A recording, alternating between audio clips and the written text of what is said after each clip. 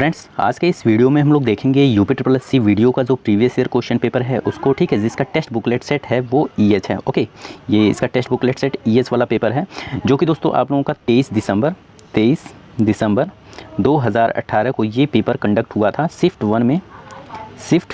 One में ये paper conduct हुआ था। तो इस पेपर में जो रीजनिंग के क्वेश्चन आए हुए थे उसको आज के इस वीडियो में हम लोग सॉल्व करने वाले हैं। वैसे तो आप लोगों को पता होगा जो UP triple S C video का जो पेपर हुआ था वो उसमें टोटल 150 क्वेश्चन थे पूछे गए थे, जिसमें से 50 हिंदी से, 50 आप लोगों के रीजनिंग से और 50 जी के सेक्शन से पूछे गए थे क्वेश्चन। तो इस वीडियो में हम लोग रीजनिंग को सॉल्व करने वाले हैं। ओके, इससे आप लोगों को ये फ़ायदा होगा कि जो रीजनिंग के जो लेवल होते हैं, क्वेश्चन का लेवल जो होता है वो आप लोगों को पता चल जाएगा कि किस टाइप के question UP triple S C में पूछा जाता है, रीजनिंग का क्वेश्चन, ठीक है, ताकि आप लोगों का जो आगामी पेपर है, आप लोगों का UP triple S C UP triple S C PET का जो पेपर होने वाला है उसमें आप लोगों को लाभ मिल सके। ओके, तो चलिए एक एक करके देख लेते हैं कि किस टाइप के क्वेश्चन पूछे गए थे इस पेपर में। तो आप लोगों का ये रहा आप लोगों का रीजनिंग के क्वेश्चन जो पूछे गए थे, ठीक है। तो यहाँ पर 51 से स्टार्ट हो रहा है ये रीजनिंग के क्वेश्चन, क्योंकि टोटल 150 क्वेश्चन थे। 50 पहले हिंदी के सेक्शन से क्वेश्चन पूछे गए थे, सेकंड जो सेक्शन था वो रीजनिंग का था। तो यहाँ पर 51 से स्टार्ट होता है। तो पहला क्वेश्चन पढ़ लेते हैं। यहाँ पर क्या था, तो पहला क्वेश्चन दिया गया है, दिए गए प्रश्न को पढ़ें और निर्णय लें कि प्रश्न का उत्तर देने के लिए निम्नलिखित विकल्पों में से किस विकल्प की अतिरिक्त रूप से आवश्यकता है। ओके, तो यहाँ पर दोस्तों, यहाँ पर पहले प्रश्न हम पढ़ लेते हैं। तो प्रश्न है, एक कक्षा में सभी छात्रों ने परीक्षा उत्तीर्ण की और प्रत्येक को एक अद्वितीय श्रेणी प्राप्त हुई। दीपक ने 10वां रैंक हासिल किया और उसके आगे 4 लड़कियां हैं और उसके पीछे 10 लड़के हैं। तो ये तो प्रश्न हो गया। तो यहाँ पर दिया गया है कक्षा में कुल छात्रों की संख्या कितनी है। ओके, तो यहाँ पर ऑप्शन दिया गया है, दीपक के आगे 5 लड़के थे, कक्षा में कुल 16 लड़के थे, ठीक है। कक्षा में लड़कियों की कुल संख्या कक्षा में लड़कों की कुल संख्या से कम थी, लड़कों की कुल संख्या लड़कियों की कुल संख्या से 4 अधिक थी, ठीक है। तो यहाँ पर छात्रों की कुल संख्या बताने के लिए यहाँ पर जो ऑप्शन दिया गया उसमें से कौन सा ऑप्शन पर्याप्त है छात्रों की कुल संख्या बताने के लिए। तो क्वेश्चन में ये था, ठीक है। तो यहाँ पर प्रश्न के अनुसार हम लोग ग्राफिंग कर लेते हैं। तो यहाँ पर एक लाइन ड्रॉ करते हैं, ठीक है। और यहाँ से 10वीं रैंक क्या है, यहाँ पर दिया है दीपक का 10वीं रैंक, दीपक ने 10वीं रैंक हासिल किया। तो मान लेते हैं ये दीपक हो गया, 10वीं रैंक इसने प्राप्त किया, ठीक है। उसके बाद से बोला है लड़के के उसके आगे 4 लड़कियां हैं, मतलब कि 1 2 3 4 ये लड़कियां हो गई, ठीक है, ये लड़कियां हो गई, गर्ल्स। यहाँ पर जी कर लेते हैं, ठीक है। उसके बाद से उसके पीछे 10 लड़के थे। तो 1 2 3 4 5 6 7 8 9 10, ये तो 10 लड़के हो गए, ठीक है, ये बॉयज़ हो गए। उसके बाद से बोला है कक्षा में छात्रों की कुल संख्या कितनी है। तो यहाँ पर ये 10वीं रैंक प्राप्त किया है, उसके आगे जो ये है ये 9वां होगा, ये 8वां, ये 7वां, ये 6वां, ठीक है। उसके बाद से 5वां, चौथा, तीसरा, दूसरा, पहला, ठीक है। तो ये जो 5 हैं ये भी लड़के हो जाएंगे। तो 4 ही लड़की है ना आगे, तो ये टोटल जो बचे 5 हैं ये 5 लड़के हो जाएंगे, ठीक है। 5 बॉयज़ हो जाएंगे, 5 बॉयज़। ओके, तो यहाँ पर टोटल ये 10 हो गया और ये 10 20 इस तरह से आ रहा है, ठीक है। तो लड़कों की संख्या पूछा है कितनी है। तो यहाँ पर दिया गया है दीपक के आगे 5 लड़के थे। ऑप्शन में दीपक के आगे कौन पर्याप्त है संख्या बताने के लिए छात्रों की, ठीक है। तो पहला ऑप्शन दिया गया है दीपक के आगे 5 लड़के थे। तो 5 लड़के थे, यहाँ पर 5 लड़के हैं। तो इसका मतलब ये थोड़ी ना हो जाएगा कि पूरा हम छात्रों की संख्या इससे निकाल लेंगे, तो ये तो गलत हो जाएगा, ठीक है। उसके बाद से सेकंड है छात्र कक्षा में कुल जो संख्या थी कुल 16 लड़के थे, कक्षा में कुल 16 लड़के थे। तो 16 लड़के कहाँ हो जाएंगे, यहाँ पर 10 लड़के ये हो गए, एक तो दीपक की 11 हो गया और 5 ये 16 हो गया। तो ये तो यहाँ पर बता रहा है 16 हो गया, ठीक है। तो इससे भी हम लोग टोटल छात्रों की संख्या नहीं निकाल सकते, ठीक है, क्योंकि पीछे कोई तो वो दिया नहीं है कि पीछे कितने हैं, केवल 10 लड़के दिए हैं, ठीक है। लड़कियों की संख्या तो दिया ही नहीं है। तो उसके बाद से क्या करेंगे, यहाँ पर दिया है कक्षा में लड़कियों की कुल संख्या कक्षा में लड़कों की कुल संख्या से कम थी। कक्षा में लड़कियों की कुल संख्या कक्षा में लड़कों की कुल संख्या से कम थी, ये तो यहाँ पर दिया गया था, ठीक है। यहाँ पर आप लोगों की 4 लड़कियाँ थी, लेकिन पीछे का तो दिया नहीं था। तो यहाँ पर कुल संख्या कम थी, तो इससे भी हम लोग नहीं निकाल सकते हैं, ठीक है। उसके बाद से यहाँ पर डी वाली जो ऑप्शन है वो दिया है लड़कों की कुल संख्या लड़कियों की कुल संख्या से 4 अधिक है, ठीक है। तो यहाँ पर एक्यूरेट जो है वैल्यू दे दिया गया है, 4 अधिक है, बता दिया है कितना, लड़कों की जो संख्या है वो लड़कियों की संख्या से, गर्ल्स की संख्या से 4 अधिक है। मान लेते हैं गर्ल्स की संख्या x है और l, ये यहाँ पर जो लड़के हैं वो 4 और प्लस में x हो जाएगा, 4 अधिक है, ये हो गया, ठीक है। तो यहाँ पर हमने बनाया था, यहाँ पर आप लोगों का 10वां रैंक इसका था, उसके आगे यहाँ पर 4 लड़कियाँ थी, 4 लड़कियां और आगे 5 लड़के थे, आगे यहाँ पर पीछे 10 लड़के थे। तो यहाँ पर जो लड़कों की संख्या है पहले उसको हम लोग काउंट कर लेते हैं। तो 5 ये हो गया, 10 ये हो गया और 1 ये हो गया। तो यहाँ पर लिख लेते हैं लड़कों की संख्या 10 + 5 + 1, तो कितना हो गया, 16 हो गया। 16 लड़के हो गए, तो 16 लड़के हो गए, तो यहाँ पर दोस्तों 16 हो गया, और 16 माइनस हम लोग क्या कर लेंगे, 4 कर लेंगे, 16 माइनस 4, क्योंकि 4 अधिक है, तो आप लोगों का लड़कियों की संख्या निकल के आ जाएगा कितना, 12, ठीक है, 12 लड़कियों की संख्या निकल के आ जाएगा। तो 4 लड़कियां यहाँ पर हो गई, उसके बाद से आप लोगों की 8 लड़कियां यहाँ पीछे भी होंगी, ठीक है। अब निकल के आ जाएगा 12 ये लड़कियां हो गई और 16 लड़के हो जाएंगे, 4 अधिक हैं, तो 16 और 12 कितना होता है, 6 2 8 और 1 2, यहाँ पर 28 टोटल छात्र होंगे। टोटल छात्रों की संख्या कितनी होगी, 28 होगी। तो यहाँ पर दोस्तों जो ऑप्शन नंबर डी है, इससे आप लोग एक्यूरेट पता कर सकते हो कि मतलब कक्षा में छात्रों की कुल संख्या कितनी है, ठीक है। तो उम्मीद करता हूँ आप लोगों को समझ में आया होगा ये क्वेश्चन। तो अगर आप लोग की प्रैक्टिस अच्छी रहेगी तो आप लोगों को करने में ये ज़्यादा टाइम नहीं लगेगा, ठीक है। आप लोग क्वेश्चन को पढ़ोगे, ग्राफिंग करोगे, उसके बाद ऑप्शन पढ़ के आप लोग टिक करके आगे बढ़ोगे, ठीक है। चलिए नेक्स्ट देखते हैं। उसके बाद से नेक्स्ट क्वेश्चन ये रहा, उसी पर बेस्ड यहाँ दिया गया है, दिए गए प्रश्न को पढ़ें और निर्णय लें कि प्रश्न का उत्तर देने के लिए निम्नलिखित में से किस विकल्प का अतिरिक्त आवश्यकता है। प्रश्न है, दीपक, दीपांकर और दीपिका प्रवेश पंक्ति में खड़े हैं, दीपिका 16वें स्थान पर खड़ी है, ठीक है। तो इसी के अनुसार बना लेते हैं, ग्राफिंग कर लेते हैं। ये मान लेते हैं 16वां स्थान, और ये किसका है, दीपिका का, दीपिका का हो जाएगा, ठीक है। और खड़ी है और पंक्ति में अंतिम है, और यही अंतिम है, लास्ट है। और दीपक और दीपांकर के बीच 4 अन्य छात्र हैं, मान लेते हैं यहाँ पर दीपक हो गया और यहाँ पर दीपांकर हो गया, ठीक है। तो इसके बीच बोला है 4 छात्र हैं, और दीपक और दीपांकर के बीच 4 छात्र हैं। दीपांकर और दीपिका के बीच 9 छात्र हैं, मतलब कि और इसके बीच 9 छात्र हैं टोटल। तो इसी 9 छात्र में ये दीपक भी आएगा, ठीक है। उसके बाद से पंक्ति में दीपक किस स्थान पर खड़ा है, पंक्ति में दीपक किस स्थान पर खड़ा है, इससे आप लोग डिस्क्राइब नहीं कर सकते हो, ठीक है। तो एक ग्राफ और बन सकता है इसका, यहाँ पर आप लोगों का 16वां स्थान ये हो जाएगा दीपिका का, 2 ग्राफ बनेंगे इसके, ठीक है। उसके बाद से दीपांकर यहाँ पर है, तो यहाँ पर भी दीपांकर यहाँ पर हो सकता है। अब इसके और इसके बीच 9 छात्र होंगे, और यहाँ पर आप लोगों का दीपक हो जाएगा, और इसके बीच 4 छात्र हो जाएंगे, ठीक है। पहले दीपांकर यहाँ था, अब यहाँ पे आ गया, ठीक है। तो इस तरह के बन गया। तो यहाँ पर ऑप्शन में यहाँ पर पूछा है पंक्ति में दीपक किस स्थान पर खड़ा है, तो ऑप्शन से कौन ऑप्शन ऐसा है जो इसके सटीक बता सकता है कि पंक्ति में दीपक किस स्थान पर खड़ा है। तो यहाँ पर पहला ऑप्शन दिया गया है, पंक्ति में कुल 16 छात्र हैं, तो 16 छात्र, ये तो इससे तो आप पता नहीं लगा सकते हो कि दीपक किस स्थान पर है, ठीक है। ये तो गलत हो जाएगा। सेकंड वाला है, दीपांकर दीपक से कुछ स्थान पीछे खड़ा है, दीपांकर दीपक से कुछ स्थान पीछे खड़ा है, उसका मतलब ये वाला ग्राफ आप लोगों का सही हो जाएगा। इससे आप लोग पता लगा सकते हो, दीपांकर दीपक से यहाँ पर एग्जैक्ट बता दिया है इसने, दीपांकर जो है दीपक से कुछ स्थान पीछे खड़ा है। अब इससे पता लगा सकते हो कि दीपक का जो स्थान है वो कौन सा है, तो यहाँ पर पहला जो है वो स्थान है दीपक का, और 4 अंक पीछे जाओगे तो दीपांकर का आप लोगों का स्थान आ जाएगा, ठीक है, 5वां रैंक। तो यहाँ पर दोस्तों ये जो ऑप्शन नंबर बी है ये सटीक आप लोगों का बता सकता है कि मतलब पंक्ति में दीपक किस स्थान पर खड़ा है। बाकी यहाँ पर सी पर है, दीपक दीपिका से आगे खड़ा है, ठीक है, दीपक दीपिका से आगे, तो आगे खड़ा है, तो यहाँ भी हो सकता है, यहाँ भी हो सकता है, इससे तो होगा नहीं। फोर्थ है, दीपांकर दीपिका से आगे खड़ा है, दीपांकर दीपिका से आगे खड़ा है, तो दीपांकर भी यहाँ भी हो सकता है, यहाँ भी हो सकता है, तो इससे भी नहीं होगा। तो ऑप्शन नंबर बी जो है आप लोगों का करेक्ट आंसर हो जाएगा। इससे आप लोग बता सकते हो कि पंक्ति में दीपक किस स्थान पर खड़ा है। ओके, तो उम्मीद करता हूँ ये भी क्वेश्चन आप लोगों को समझ में आया होगा। तो यहाँ पर आप लोगों का ऑप्शन नंबर बी करेक्ट हो जाएगा। चलिए नेक्स्ट, उसके बाद से नेक्स्ट क्वेश्चन आप लोगों का उसी पर बेस्ड है, ठीक है। तो वैसे ही क्वेश्चन सेम है, तो यहाँ पर सीधे प्रश्न पढ़ते हैं। यहाँ पर दिया गया है, एक आदमी के पास 10 रुपये, 20 रुपये, 50 के मूल्य के कुछ पैसे हैं। 10 के नोटों की संख्या 20 के नोटों की संख्या से 20 अधिक है और 50 के नोटों की संख्या 50 अधिक है।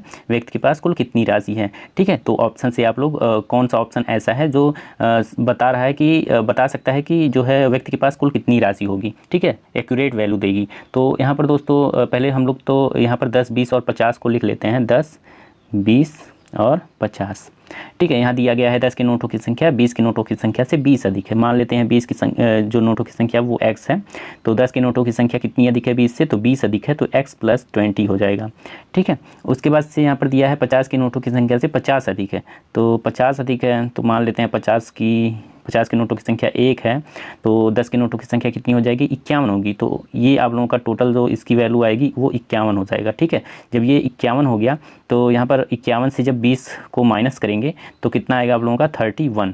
तो ये 51, ये 31, ये 1, तो ये संख्या हो गया। तो यहाँ पर व्यक्ति के पास कुल कितनी राशि है ये पूछा है, ठीक है। तो चलिए ऑप्शन पढ़ते हैं। तो ऑप्शन में दिया गया है पहला, 20 के नोटों की संख्या 50 के नोट से 30 अधिक है। 20 के नोटों की संख्या जो है वो रुपये 50 के नोट से 30 अधिक है, तो 30 अधिक है, ये तो सही है, लेकिन इससे तो आप लोग पता नहीं लगा सकते हो कि मतलब व्यक्ति के पास कुल कितनी राशि है। ठीक है, सेकंड दिया है 50 के नोटों की संख्या 20 के नोटों से 30 कम है। 50 के नोट की संख्या 20 के नोट की संख्या से 30 कम है, ये भी सही है। ठीक है, लेकिन इससे आप लोग एक्यूरेट वैल्यू नहीं निकाल सकते हो कि कितनी राशि है इसके पास। ठीक है, सी वाला दिया गया है 10 के नोटों की संख्या सबसे अधिक है, ये तो सही है, 10 के नोटों की संख्या सबसे अधिक है, 50 के नोटों की संख्या सबसे कम है। ठीक है, यहाँ पर दिया है, तो इससे भी आप लोग वैल्यू नहीं निकाल सकते हो, तो जाहिर सी बात है डी वाला सही होगा, लेकिन इसको भी पढ़ लेते हैं। यहाँ पर दिया गया है जो सभी मूल्य के नोटों की संख्या है वो 200 है। ठीक है, तो अब इसने टोटल दे दिया है 200। अब हम लोग एक्यूरेट निकाल सकते हैं कि व्यक्ति के पास कुल कितनी राशि है। तो यहाँ पर हम लोग लिख लेते हैं x प्लस में x प्लस 30, उसके बाद से आप लोगों का हो जाएगा x प्लस में यहाँ पर 30 होगा प्लस x प्लस में 30 प्लस में 20। ये जो x की वैल्यू है ये 1 है। ठीक है, और x प्लस 30 जो है ये आप लोगों का 31 हो जाएगा। ठीक है, x प्लस 30। ओके, उसके बाद से यहाँ पर x प्लस 30 प्लस 2 जो है ये वैल्यू ये इसकी है 10 के नोटों की संख्या। ये 10 के नोटों की संख्या है, ये 20 के नोटों की संख्या और ये 50 के नोटों की संख्या है। टोटल कितना इसने दिया है 200। अब सबको ऐड कर लेते हैं, तो x कितनी बार है 1 2 3 बार है, तो 3x हो जाएगा। और प्लस में यहाँ पर 30 है, 30 30 30 60 और यहाँ पर 20 है, 30 30 60 और 20 कितना हो जाएगा आप लोगों का 80 हो जाएगा। तो 80 हो जाएगा इक्वल टू 200 है। ठीक है, अब 200 से 80 माइनस करेंगे तो कितना आ जाएगा आप लोगों का 120 आ जाएगा। ओके, तो 3x इक्वल टू कितना हो गया 3x इक्वल टू 120 हो जाएगा। तो x की वैल्यू कितनी आ जाएगी 3 से कितनी बार में जाएगा 4 बार में, तो यहाँ पर 40 हो जाएगा x की वैल्यू। अब आप लोग निकाल सकते हो यहाँ पर रख के, तो यहाँ पर रख के आप लोग इसको निकाल लीजिए। यहाँ पर 40 हो गया, तो 50 के नोटों की संख्या पहले हम लोग देखते हैं 50 के नोटों की संख्या कितनी होगी। तो 50 के नोटों की संख्या कितनी थी, यहाँ पर x है, तो 50 के नोटों की संख्या 40 होगी। उसके बाद से यहाँ पर 20 के नोटों की संख्या कितनी हो जाएगी, 20 के नोटों की संख्या आप लोगों की यहाँ पर है x प्लस 30, तो x की वैल्यू कितनी 40 है, 40 30 कितना हो जाएगा 70 हो जाएगा। उसके बाद से यहाँ पर आप लोगों का 10 के नोटों की संख्या पूछा है, तो 10 के नोटों की संख्या कितनी हो जाएगी 30 20 50 ऐसे ही हो गया, प्लस 40 90 हो जाएगा। अब टोटल कर लो, तो 0 0 0 ये हो गया, 9 7 16 और 4 20, तो टोटल 200 आ रहे हैं। तो यही आप लोगों की जो ऑप्शन है, ऑप्शन नंबर डी, ये इससे आप लोग एक्यूरेट निकाल सकते हो कि टोटल जो है जो व्यक्ति के पास कुल राशि है वो कितनी है। तो ऑप्शन नंबर डी आप लोगों का बिल्कुल करेक्ट आंसर हो जाएगा इस क्वेश्चन का। ओके, चलिए नेक्स्ट देख लेते हैं। तो नेक्स्ट क्वेश्चन आप लोगों का वैसे ही है। ठीक है, इसमें भी प्रश्न पढ़ने हैं और ऑप्शन के अनुसार उसको बताना है कि कौन सा ऑप्शन इसकी सही इस आंसर दे रहा है। ठीक है, तो यहाँ पर आप लोग प्रश्न को पढ़ लीजिए। यहाँ पर प्रश्न को पढ़ते हैं। 3 व्यक्ति ए बी सी की आयु 5 4 3 के अनुपात में है। तो ए बी सी यहाँ पर बना लेते हैं, ए बी सी, उसके बाद से 5 4 और 3 ये अनुपात है। ठीक है, तो ये हो गया। उसके बाद से ए सबसे बड़ा व्यक्ति है, ये तो यहाँ से अनुपात से तो पता चल रहा है, जबकि सी सबसे छोटा है ये भी पता चल रहा है। सी की आयु क्या होगी ये पूछा है इसने। तो ऑप्शन पढ़ते हैं। तो ए और बी की आयु में अंतर बी और सी की आयु के अंतर के बराबर है। तो ए और बी की आयु की में अंतर 5 4 में अंतर कितना है 1, और बी सी के बीच का जो अंतर है वो 1 है, तो दोनों बराबर है। तो इससे तो पता नहीं चलेगा सी की आयु कितनी होगी, तो ये तो गलत। उसके बाद से सेकंड ऑप्शन है, यहाँ पर 3 व्यक्तियों की कुल आयु का मान 100 वर्ष से कम है। 100 वर्ष से कम है, एक्यूरेट नहीं दिया। अगर एक्यूरेट दिया होता तो निकल जाता, लेकिन यहाँ दिया है 100 वर्ष से कम है। तो कितना कम है इतना तो पता है नहीं, ऑप्शन में दिया नहीं है, तो ये भी गलत हो जाएगा। उसके बाद से हम लोग सी वाला ऑप्शन पढ़ेंगे। यहाँ पर दिया गया है ए सी से 16 वर्ष बड़ा है। ठीक है, तो यहाँ पर इसने तो दे दिया है ए सी से 16 वर्ष बड़ा है, ए सी से 16 वर्ष बड़ा है, मतलब कि इसके बीच जो डिफरेंस है कितने का है 2 का है। यही ये 16 कब आएगा जब इसमें इंटू 8 करेंगे। ठीक है, ये 16 आ जाएगा इंटू 8 करने पे। अब 3 में जो है इंटू 8 करेंगे तो कितना आ जाएगा 8 3 24। ठीक है, तो यही आप लोगों का आंसर हो जाएगा 8 3 का 24। तो इससे आप लोग पता कर सकते हो कि सी की आयु एक्यूरेट कितनी है, तो 24 आएगा। ओके, तो ऑप्शन नंबर सी आप लोगों का बिल्कुल करेक्ट आंसर हो जाएगा। इससे आप लोग पता कर सकते हो कि सी की आयु कितनी है। बाकी यहाँ पर जो ए बी और डी ऑप्शन है ये गलत हो जाएगा। ओके, उसके बाद से नेक्स्ट देखते हैं। तो नेक्स्ट जो क्वेश्चन है वो ये रहा, यहाँ पर दिया गया है निम्नलिखित में से विषम का चयन करें। तो 4 ऑप्शन है, लोहा तांबा इस्पात और एल्यूमिनियम। तो आप लोगों का जो राइट आंसर हो जाएगा, जो सबसे अलग है वो हो जाएगा इस्पात, क्योंकि ये मिश्र धातु है। ठीक है, और बाकी सब लोहा केवल लोहा से ही बना है, तांबा केवल तांबा से ही बना है, एल्यूमिनियम उसका भी एल्यूमिनियम प्योर रूप है। ठीक है, लेकिन इस्पात जो है ये मिश्र धातु है। ठीक है, ये लोहा और प्लस कार्बन से दोनों से मिलकर बना होता है इस्पात। तो यहाँ पर ऑप्शन नंबर सी बिल्कुल करेक्ट आंसर हो जाएगा। नेक्स्ट क्वेश्चन आप लोगों का ये रहा, यहाँ दिया गया है यहाँ पर यहाँ पर प्रश्नवाचक चिन्ह जो है इसकी जगह पर क्या होगा। तो यहाँ पर आप लोग देख सकते हो ये इस तरह है, फिर इस तरह, फिर इस तरह। तो इसको यहाँ पर तो 90 डिग्री पर है खड़ा खड़ा, ठीक है। उसके बाद से पैरेलल इसको कर दिया है, ऐसे घुमा दिया है जैसे क्लॉकवाइज इसने घुमाया है 90 डिग्री। तो इसको भी हम लोग 90 डिग्री क्लॉकवाइज घुमाते हैं तो क्या आएगा, कौन सा फिगर आएगा, कैसे बनेगा। तो जब 90 डिग्री घुमाएंगे तो इस तरीके का फिगर बनेगा कुछ, ठीक है, इस तरीके का। तो देखिए यहाँ पर ऑप्शन में है, तो आप लोगों का ऑप्शन कौन सा है, ये वाला ऑप्शन नंबर डी यहाँ पर दिख रहा है, ये वाला। तो ऑप्शन नंबर डी जो है इस क्वेश्चन का बिल्कुल करेक्ट आंसर हो जाएगा। ओके, चलिए नेक्स्ट देख लेते हैं। तो नेक्स्ट क्वेश्चन आप लोगों का ये रहा, यहाँ दिया गया है निम्नलिखित में से विषम नाम का चयन करें। तो टोनी ब्लेयर, ब्लेस पास्कल और सर आइजैक न्यूटन और जेम्स प्रेस्टाक जूल हैं, ठीक है। तो यहाँ पर जो विषम है वो है टोनी ब्लेयर, क्योंकि ये फिजिक्स से संबंधित नहीं है, बाकी ये सारे जो साइंटिस्ट हैं ये फिजिक्स से संबंधित हैं, ठीक है। तो यहाँ पर ऑप्शन नंबर ए जो टोनी ब्लेयर है ये बिल्कुल करेक्ट आंसर हो जाएंगे। ओके, नेक्स्ट क्वेश्चन जो है वो है, उस शब्द का चयन करें जो निम्नलिखित समूह से संबंधित नहीं है। तो बड़ौदा, चेन्नई, बॉम्बे, कलकत्ता, कोचीन, पांडिचेरी, कानपुर, पूना, कालीकट, ठीक है। तो इसमें से एक ऐसा कौन सा नाम है जो समूह से संबंधित नहीं है। तो 4 ऑप्शन है, तो इसमें से हम लोगों को बताना है। तो चेन्नई, कोचीन, कानपुर और पूना, ठीक है। तो चेन्नई, कोचीन, कानपुर और पूना, ठीक है। तो इसमें से कौन सा डिफरेंट है। तो यहाँ पर ऑप्शन नंबर ए जो है ये डिफरेंट है, क्योंकि ये राजधानी है और बाकी ये सब शहर है, ठीक है। तो यहाँ पर चेन्नई जो है ये राजधानी हो जाएगा। तो ऑप्शन नंबर ए बिल्कुल करेक्ट आंसर हो जाएगा, ये सबसे अलग है। ओके, नेक्स्ट देख लेते हैं। नेक्स्ट क्वेश्चन आप लोगों का है, 40 सहपाठियों में से 17 क्रिकेट खेलते हैं, 19 फुटबॉल खेलते हैं और 3 क्रिकेट और फुटबॉल दोनों खेलते हैं। तो इसको ग्राफिंग कर लेते हैं हम लोग। मान लेते हैं 40 सहपाठी हैं, इसमें से 17 जो हैं, ठीक है, 17 ये क्रिकेट खेल रहे हैं। उसके बाद से बोला है 19 फुटबॉल खेलते हैं, ठीक है, 19 बना लेते हैं। यहाँ पर 19 फुटबॉल खेल रहे हैं। ओके, उसके बाद से 3 ऐसे हैं जो दोनों खेल रहे हैं, तो 3 यहाँ पर कर लेंगे। 3 जो हैं ये क्रिकेट प्लस फुटबॉल दोनों खेल रहे हैं। उसके बाद से उन छात्रों की संख्या पहचान करें जो ना तो क्रिकेट खेलते हैं और ना ही फुटबॉल खेलते हैं। तो टोटल कितने हैं, 40 हैं। तो यहाँ पर 3 है तो 17 - 3 करेंगे, 17 - 3 करेंगे तो कितना आ जाएगा आप लोगों का, 14 आ जाएगा। 14 ऐसे खिलाड़ी हैं जो केवल क्रिकेट खेलते हैं, केवल क्रिकेट खेलते हैं, ठीक है। उसके बाद से 19 - 3 करेंगे, यहाँ पर 19 है, यहाँ पर 19 - 3 करेंगे तब निकल के आएगा कि ऐसे खिलाड़ी जो केवल फुटबॉल खेलते हैं। तो 19 - 3 करेंगे तो कितना आ जाएगा, 16।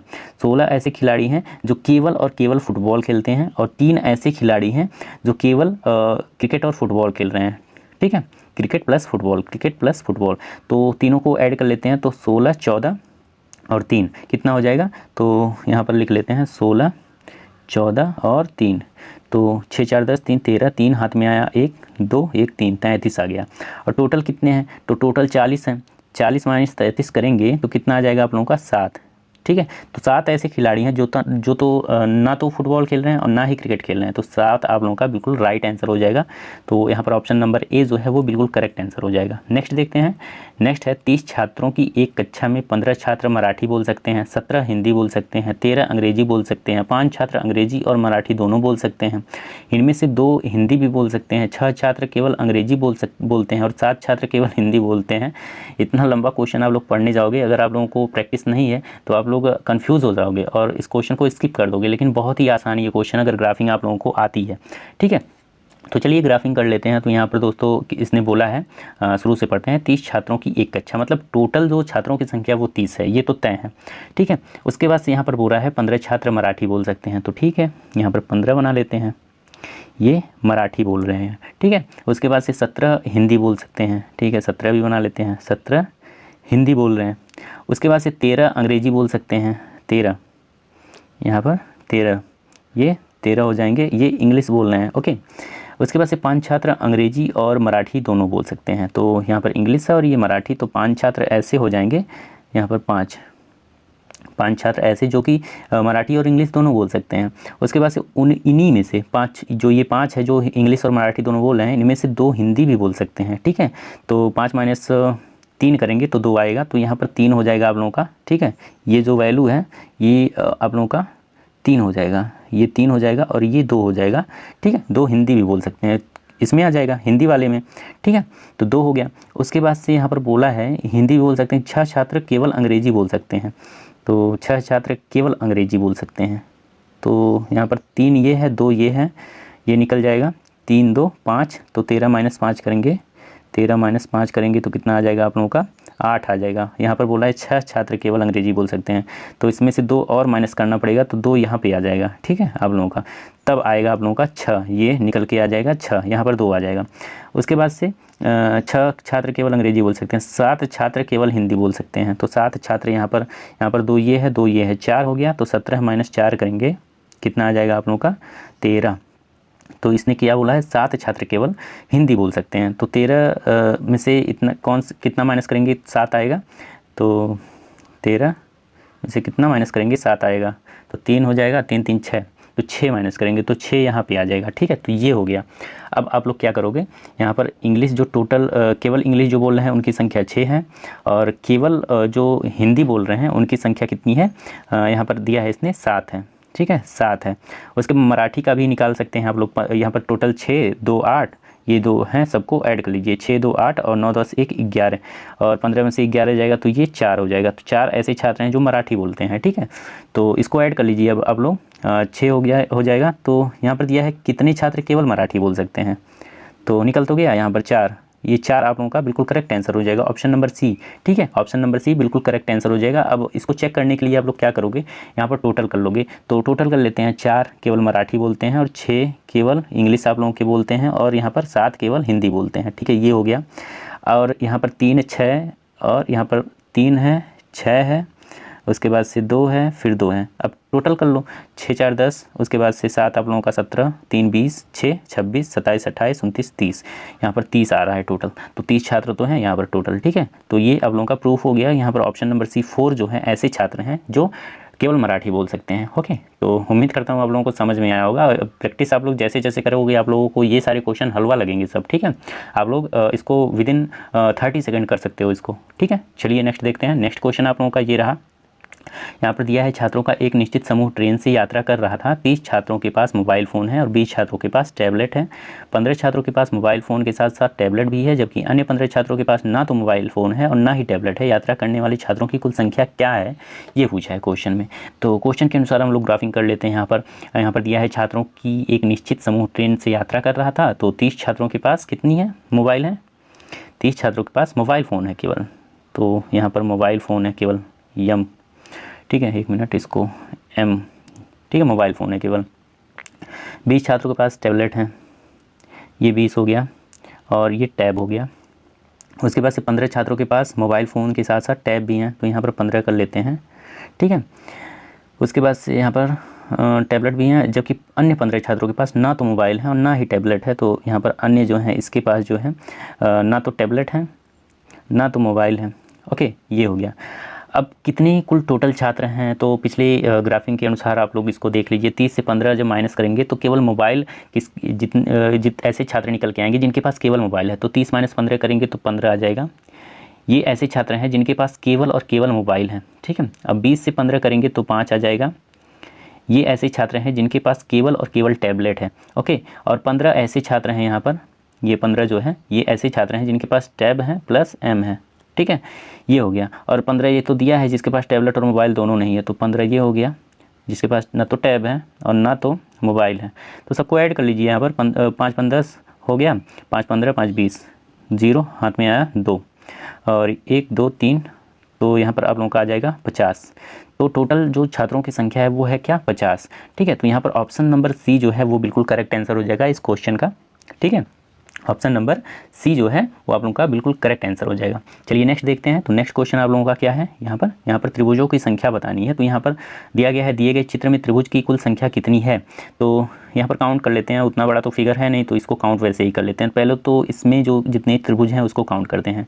तो 1 2 3 4, फिर से ये वाला 5, ये वाला 6, फिर इधर वाला 7, फिर इधर वाला 8, ठीक है, 8 हो गया, और ये 9 हो गया, ये 10 हो गया, ठीक है। तो आप लोगों का कितना है त्रिभुज, तो यहाँ पर जो ऑप्शन नंबर सी है 10, ये बिल्कुल करेक्ट आंसर हो जाएगा, ऑप्शन नंबर सी, मतलब कि 10 त्रिभुज इस फिगर में दिए। उसके बाद से नेक्स्ट क्वेश्चन आप लोगों का ये रहा, क्यूब पर बेस्ड ये फिगर है, ठीक है। यहाँ पर पूछा गया है, ये एक फिगर दे दिया गया है और पूछा है कि मतलब ये 4 क्यूब दे दिए गए हैं। इससे पूछा है कि मतलब इस फिगर से इन चारों क्यूबों में से कौन सा क्यूब ऐसा है जो इस फिगर से बन सकते हैं, ठीक है।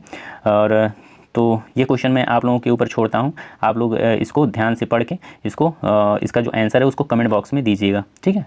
उम्मीद करता हूँ आप लोगों को ये क्वेश्चन आ रहा होगा। ओके, तो यहाँ पर मैं पॉज कर दे रहा हूँ, यहाँ पर पॉज करके आप लोग इस क्वेश्चन को पढ़ सकते हो, ठीक है। यहाँ पर उसके बाद से मैं ऑप्शन आप लोगों को दिखा दे रहा हूँ, ये रहा ऑप्शन, इसको भी पॉज कर लीजिएगा और देख लीजिएगा ऑप्शन। उसके बाद से यहाँ पर आप लोगों का ये फिगर है, ठीक है, तो इसको भी पॉज करके आप लोग देख लीजिएगा, ठीक है। उसके बाद से नेक्स्ट देखते हैं।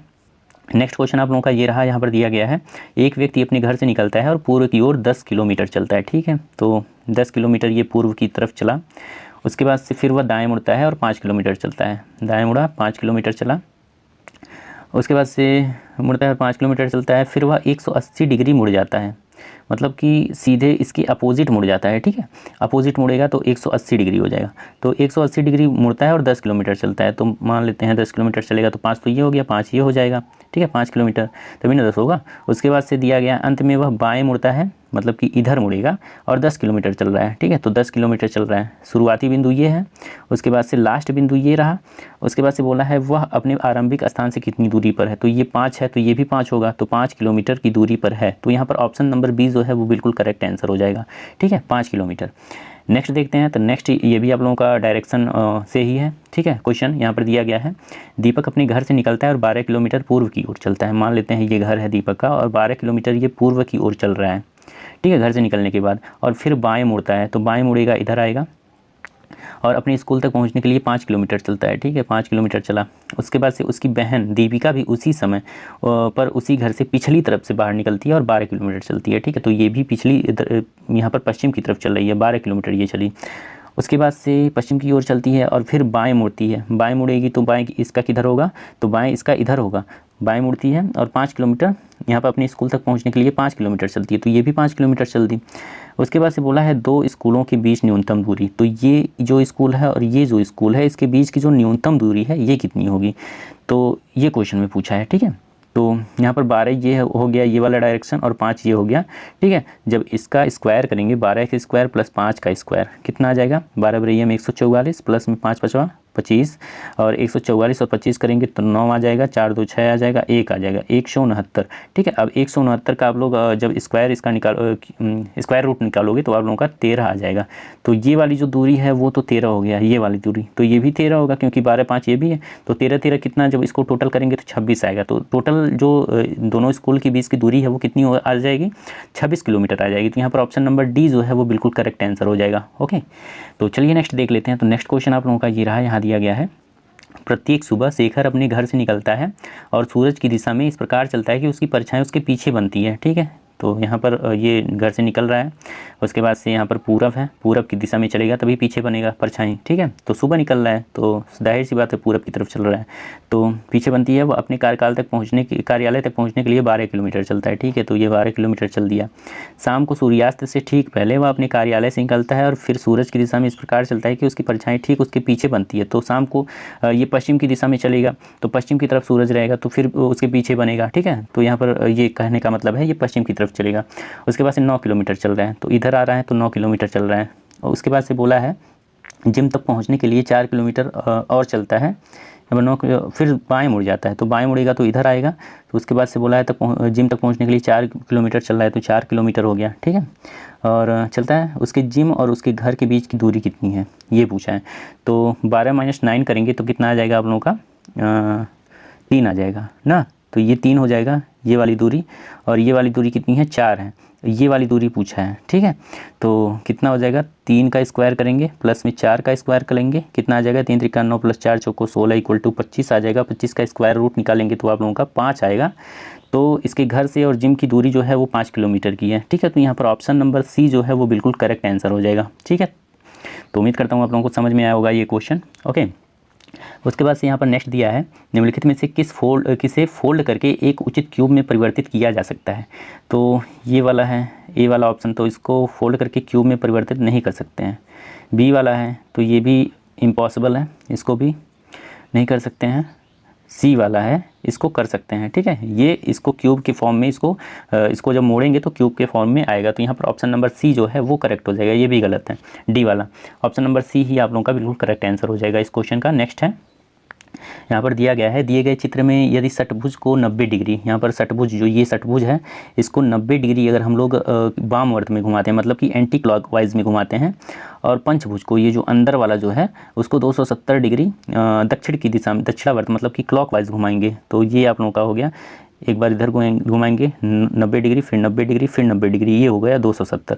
ठीक है, तो नया चित्र कैसा दिखेगा ये पूछा है क्वेश्चन में, नया चित्र कैसे दिखेगा। तो यहाँ पर दोस्तों यहाँ पर फिगर देख लेते हैं, जब घुमाएंगे तो पहला तो ऑप्शन गलत हो जाएगा, ये तो होगा नहीं क्योंकि इस तरीके से आएगा। सेकंड वाले में इस तरीके से है, लेकिन ये जो अंदर का जो त्रिभुज है ये यहाँ पर दिया गया है आप लोगों का, यहाँ पर देख सकते हैं जल की छवि वाटर इमेज ली जाती है, तो नया चित्र कैसे बनेगा, तो वाटर तो नीचे रहेगा ना, तो इसके अपोजिट कैसे बनेगा ये पूछा है। तो ये तो पहला वाला तो गलत हो जाएगा क्योंकि यहाँ पर इस तरीके से बनेगा षटभुज, जब 90 डिग्री घुमाएंगे। उसके बाद से यहाँ पर सेकंड वाला ऑप्शन तो है इस तरीके से, लेकिन ये जो अंदर वाला है ये जल प्रतिबिंब नहीं बना रहा है, ये कुछ इस तरीके से रहेगा। थर्ड वाला ये भी आप लोगों का नहीं होगा क्योंकि अंदर वाला देख सकते हो और बाहर वाला भी नहीं मैच कर रहा है। और यहाँ पर जो डी वाला ऑप्शन है ये बाहर वाला भी मैच कर रहा है, 270 डिग्री पंचभुज को घुमाएंगे तो इस तरीके से आएगा और ये जल प्रतिबिंब इस तरीके से होगा। ठीक है, तो यहाँ पर ऑप्शन नंबर डी ही आप लोगों का बिल्कुल करेक्ट आंसर हो जाएगा। ओके, नेक्स्ट क्वेश्चन आप लोगों का ये रहा, यहाँ दिया गया एक कंपनी का अगले वर्ष के लिए बिक्री को 20% अधिक बढ़ाने का लक्ष्य है। मान लेते हैं एक कंपनी है, पहले वर्ष में ये मान लेते हैं 100 है इसकी जो बिक्री है, नेक्स्ट वर्ष में ये 20% और बढ़ा रहा है तो 120 हो जाएगा, 20% 100 का। ठीक है, उपयोग किए जाने वाले पदार्थों की लागत में कमी, मतलब जो पदार्थ उपयोग किए जा रहे हैं उसकी लागत में तो कमी आएगी, मतलब वो खरीदे कम में जाएंगे और बेचे अधिक में जाएंगे अगले वर्ष, तो लाभ मार्जिन और अधिक होने की उम्मीद है। तो इनमें से कौन सा निष्कर्ष निश्चित रूप से इससे निकाला जा सकता है। तो यहाँ पर 4 ऑप्शन इसको पढ़ लेते हैं। तो पहला है कंपनी में तैयार माल की वस्तु सूची अनुपातहीन रूप में बढ़ेगी, ये तो गलत हो जाएगा। सेकंड वाला है कंपनी की बिक्री में वृद्धि होगी, सही बात है, परंतु इसकी लाभप्रदता प्रभावित होगी, तो कहाँ लाभ प्रभावित हो रहा है, तो ये तो बढ़ रहा है ना, तो ये भी गलत हो जाएगा। सी वाला है कंपनी से अगले वर्ष उच्च बिक्री और लाभ कमाने की उम्मीद है, ये सही लग रहा है। डी वाला पढ़ लेते हैं। तो डी वाला है बेची गई इकाइयों में वृद्धि होगी परंतु कुल बिक्री राजस्व में कमी आएगी, तो ये भी नहीं हो सकता। ठीक है, तो यहाँ पर ऑप्शन नंबर सी ही इस क्वेश्चन का बिल्कुल एक्यूरेट ऑप्शन है। ठीक है, तो यहाँ पर ऑप्शन नंबर सी बिल्कुल करेक्ट आंसर हो जाएगा। ओके, नेक्स्ट देख लेते हैं। तो नेक्स्ट क्वेश्चन आप लोगों का ये रहा, यहाँ दिया गया एक रिटेल स्टोर वेफर्स के एक बड़े पैकेट पर अंकित मूल्य पर 20% छूट दे रहा है। मान लेते हैं जो पैकेट है उस पर अंकित मूल्य 100 है, 20% का छूट देगा तो 80 हो जाएगा। ठीक है, इसका 20% तो छूट दे रहा है, तो बिक्री अवधि के बाद वह छूट बंद कर दी जाएगी। ठीक है, जब बिक्री अवधि मतलब एक इसने जो ये छूट लगाई थी एक टाइम पीरियड दिया था जिसके बाद जो है वो जो छूट दी जा रही थी 20% वो ख़त्म कर दी जाएगी। ठीक है, तो ये बोला है इसने, और विक्रय मूल्य अंकित मूल्य के समान हो जाएगा। उसके बाद उस टाइम पीरियड के बाद जो अगर आप लोग उस टाइम पीरियड में अगर नहीं लोगे उस वस्तु को तो वो फिर से 100 रुपये की हो जाएगी। ठीक है, ये दिया है क्वेश्चन में। ऊपर दी गई जानकारी से नीचे दिए गए निष्कर्षों में से कौन सा निष्कर्ष निकाला जा सकता है। तो पहला है सेल खत्म हो जाने के बाद पैकेट का आकार 20% कम हो जाएगा, तो ये तो गलत हो जाएगा। सेकंड है सेल खत्म हो जाने के बाद स्टोर स्टॉक में वेफर्स के बड़े पैकेट को रखना बंद कर देगा, ये भी नहीं एक्यूरेट आंसर है। ठीक है, तो ऑप्शन नंबर बी भी आप लोगों का गलत है। उसके बाद से सी वाला है सेल खत्म हो जाने के बाद पैकेट की कीमत में 20% की वृद्धि की जाएगी, तो सेल के पैकेट पर 20% की वृद्धि की जाएगी। अगर सेल खत्म हो जा रहा है तो 80 का 20% कितना होगा, निकाल लीजिए। 80 गुणे 20 बटे में 100, 0 से 0 8 दूना 16, 100 8 दूना 16, तो केवल 16 आ रहा है। तो 80 में जब आप लोग 16 ऐड करोगे तो कितना आ जाएगा, 96 आएगा। तो कहाँ पहले की तरह हुआ 96, यहाँ पर 100 आना चाहिए। तो फोर्थ ऑप्शन क्या है, सेल खत्म हो जाने के बाद पैकेट की कीमत में 25% की वृद्धि हो जाएगी। ठीक है, जब सेल लगा था तो 80 में बिक रहा था 20% छूट के देने के बाद, अगर सेल खत्म हो गया तो 80 का कितना परसेंट वृद्धि हो जाएगा, 25%, गुणे में 25% हो जाएगा वृद्धि। तो 0 से 0 कैंसिल, 5 और 25, 5 दूना 10, 8 चौक 2 चौक को 8, 5 चौक को 20, तो यहाँ पर 20 आ रहा है। अब 80 में कितना बढ़ोतरी हो रहा है, 20 का बढ़ोतरी हो रहा है, तो 100 हो जाएगा, पहले की तरह हो जाएगा। तो ये वाला आप लोगों का जो ऑप्शन है ये एक्यूरेट आंसर बता रहा है इस क्वेश्चन का, तो ऑप्शन नंबर डी ही आप लोगों का करेक्ट आंसर हो जाएगा। नेक्स्ट देख लेते हैं। नेक्स्ट क्वेश्चन है मेक इन इंडिया कार्यक्रम के तहत सरकार भारत में मोबाइल फ़ोन बनाने वाली कंपनियों के लिए कर में छूट टैक्स हॉलीडे प्रदान की है। स्पेक्ट्रम शुल्कों में कमी के साथ दूरसंचार सेवा ऑपरेटर प्रति मिनट निर्गमी काल दर को कम कर देगा। इस जानकारी से निम्नलिखित में से कौन सा निष्कर्ष निकाला जा सकता है। ठीक है, तो ये तो क्वेश्चन था अब ऑप्शन पढ़ते हैं, तो यहाँ पर जो करेक्ट आंसर होगा उसको हम लोगों को फाइंड करना है, इसमें से कौन सा एक्यूरेट आंसर देगा।